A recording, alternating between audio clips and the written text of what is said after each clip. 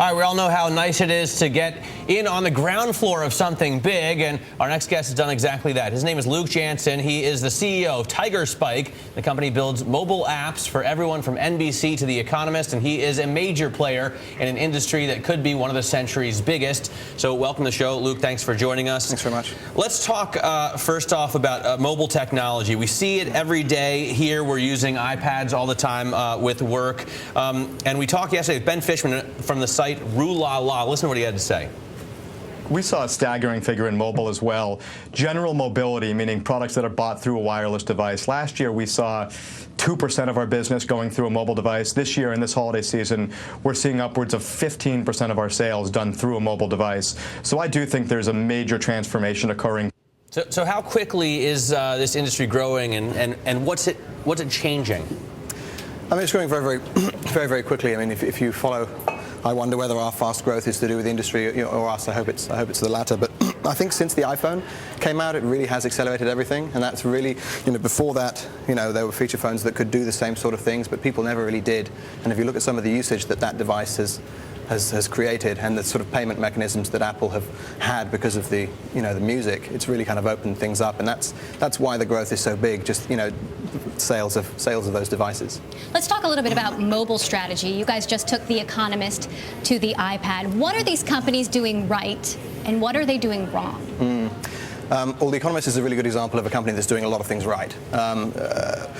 Fundamentally, a lot of the companies that we work with maybe 2 or 3 years ago started doing sort of little things, little campaign-based apps, sort of the fun apps like the beer and that sort of thing, while people were getting used to the devices. And what's happening now is they're taking a step back and going, what's the long-term strategy for mobile? And it's not just iPad, it's Android, and it's beyond. And so what The Economist is doing right, and a lot of those other guys, is they're thinking, what do we have to do, in terms of what we're doing for the long term, not the little, not the little things. And to do that, you really need a nice sort of big platform that's connecting all of your back-end systems.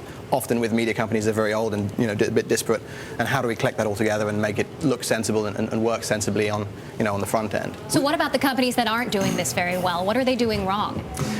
I think a lot of it, and you're asking about why there aren't more apps. I think there's not enough of a holistic approach to it all, and I think that you do get some tech departments who make the apps, and really it should be the whole company thing. It's a strategic initiative. So for The Economist, Andrew Rashbass got involved from the very top. They had a really great team working on it.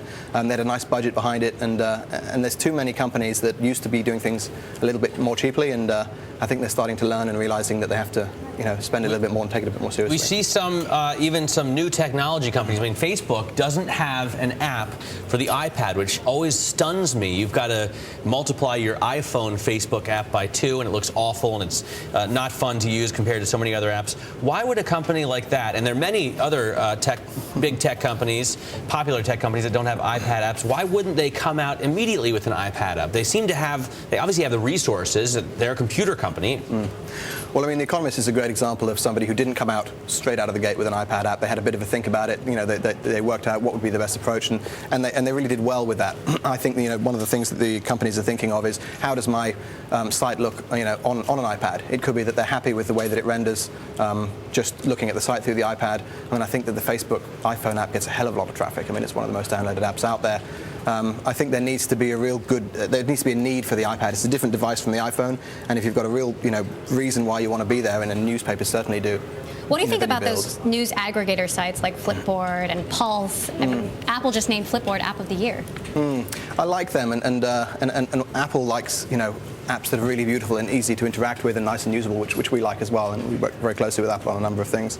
I think the news companies have to have their own solutions. I think they can leverage those things, but I think that if they're serious about it, they've really got to, put a proper flag in the ground and say that, it's important to be there.